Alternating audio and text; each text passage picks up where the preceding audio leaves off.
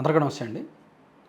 ఒక హోదా సెలబ్రిటీ హోదాకు వెళ్ళిన తర్వాత వాళ్ళు చేస్తున్న పనులు మంచో చెడో వాళ్ళకి తెలియాలి. ఆ కామన్ సెన్స్ పనిచేయాలి.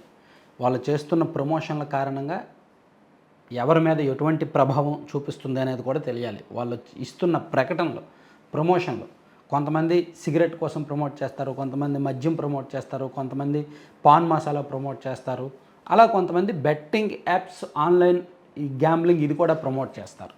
దేశవ్యాప్తంగా ప్రముఖులు కూడా, కోట్లకు పడగలెత్తిన వాళ్ళు కూడా, క్రికెటర్లు అండ్ సినిమా స్టార్లు ఇలా చాలామంది ఈ బెట్టింగ్ యాప్స్, గ్యాంబ్లింగ్లు ప్రమోట్ చేసి ప్రస్తుతం కేసుల్లో ఇరుక్కున్నారు.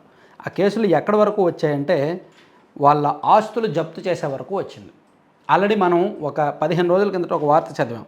సురేష్ రైనా అండ్ శిఖర్ ధావన్లకు చెందిన ఆస్తులు 11 కోట్ల వరకు విలువైన ఆస్తులను ఈడీ జప్తు చేసింది అని. ఎందుకంటే వీళ్ళిద్దరూ ఆన్లైన్ బెట్టింగ్ యాప్స్ ప్రమోట్ చేశారు కాబట్టి. సో ఇప్పుడు తాజాగా సోనూ సూద్, నటుడు సోనూ సూద్, ప్రముఖ నటుడు, ఆయన గురించి అందరికీ తెలుసు కదా. కోవిడ్ టైంలో విపరీతంగా ఆయన సేవా కార్యక్రమాలు చేశాడు దేశవ్యాప్తంగా. సో ఆయనకు సంబంధించిన ఆస్తులు సుమారుగా 1 కోటి విలువైన ఆస్తులు ఈడీ జప్తు చేసింది. అలాగే యువరాజ్ సింగ్, స్టార్ క్రికెటర్ యువరాజ్ సింగ్కు సంబంధించిన సుమారుగా 2.5 కోట్ల విలువైన ఆస్తులను ఈడీ జప్తు చేసింది. అలాగే నేహా శర్మ, సినీ నటి, ఆమె ఆస్తులు 1,26,00,000 విలువైన ఆస్తులు. అలాగే ఊర్వశీ రౌతాల 2,02,00,000 విలువైన ఆస్తులు జప్తు చేసింది. అలాగే మిమీ చక్రవర్తి 59 లక్షల విలువైన ఆస్తులు, అంకుష్ హజ్రా 47.20 లక్షల ఆస్తులు అండ్ రాబిన్ ఊతప్ప సుమారుగా 9 లక్షల విలువైన ఆస్తులు అనమాట.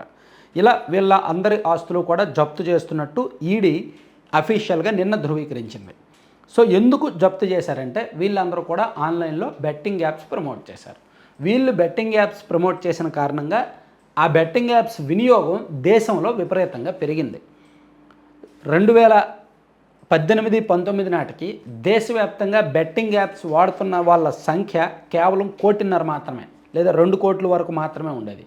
కానీ 2020-21 నుంచి కూడా ఈ betting apps, online cricket betting, gambling apps విపరీతంగా పెరిగిపోయి 2024 వచ్చేసరికి దేశవ్యాప్తంగా సుమారుగా ఈ 12 కోట్ల మంది ఈ బెట్టింగ్ యాప్స్ బాధితులుగా ఉన్నారు. బెట్టింగ్ యాప్స్ యూజ్ చేస్తున్న వాళ్ళు ఉన్నారు. అంటే వాళ్ళ మొబైల్లో ఈ బెట్టింగ్ యాప్స్ ఇన్స్టాల్ చేసుకున్నారనమాట. అందులో కొంతమంది కంటిన్యూగా బెట్టింగ్ ఆడతారు, కొంతమంది అప్పుడప్పుడు ఆడతారు. సో ఈ వ్యవధిలో, ఈ 5 ఏళ్ల వ్యవధిలో ఇంతగా బెట్టింగ్ యాప్స్ వినియోగం ఎందుకు పెరిగింది, ఆన్లైన్ బెట్టింగ్ ఆడడం ఎందుకు పెరిగింది అంటే వాళ్ళు ప్రమోషన్స్ అలా ఉన్నాయి. ప్రమోషన్స్ వీళ్ళ ద్వారా చేయించారు. ఈ స్టార్ క్రికెటర్లు, సినిమా సెలబ్రిటీలు, హీరోయిన్లు వాళ్ళ చేత విపరీతంగా చేయించారు.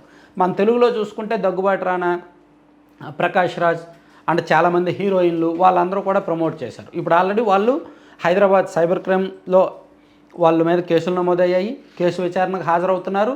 దేశవ్యాప్తంగా దీన్ని ఈడీ కూడా ఎవరెవరైతే ఎక్కడెక్కడ ఈ బెట్టింగ్ యాప్స్లో ఇన్వాల్వ్ అయ్యి ఆస్తులు కొన్నారో వాళ్ళ మీద ఈ ఆస్తుల లెక్కలన్నీ ఈడీ తీసుకొని ఈడీ ఆస్తులను జప్తు చేస్తుంది.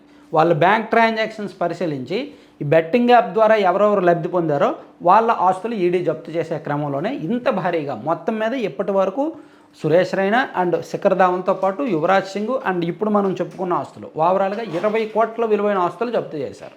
ఇంకా ఇది కొనసాగుతూనే ఉంటుందన్నమాట. అయితే నా అభిప్రాయం ఏంటంటే, నేను గతంలోనూ చెప్పాను, ఇప్పుడు కూడా చెప్పాను, ఈ జప్తు చేసేసిన ఆస్తులను ఏం చేస్తారంటే ఆల్రెడీ బెట్టింగ్ యాప్స్ ఆడడం వల్ల చాలామంది ప్రాణాలు కోల్పోయారు. సో ఆ కుటుంబాలు అనాథలుగా రోడ్ల మీద పడ్డారు కొంతమంది. నాకు తెలిసి విజయనగరంలో ఒక పోలీస్ కానిస్టేబుల్, భీమవరంలో ఒక ఇంజనీరింగ్ కుర్రాడు, గుడివాడలో, విజయవాడలో చాలామంది, వందలాది మంది ఉన్నారనమాట. ఇంజనీరింగ్ చదువుతున్న వాళ్ళు, చిన్న చిన్న ఉద్యోగాలు చేస్తున్న వాళ్ళు. హైదరాబాద్లో అయితే ఒక ఎస్ఐ కూడా అలాగే చేశాడు. సో వీళ్ళందరి కుటుంబాలను కూడా ఈ ఆస్తులు రాసిచ్చేయాలి. ఈ ఆస్తులు వాళ్ళకి ఇచ్చేసి ఆదుకోవాలంటే బెటర్. అప్పుడు వాళ్ళు బాగుపడతారు, వీళ్ళు కూడా భవిష్యత్తులో అలా చేయకుండా ఉండరు. Thank you.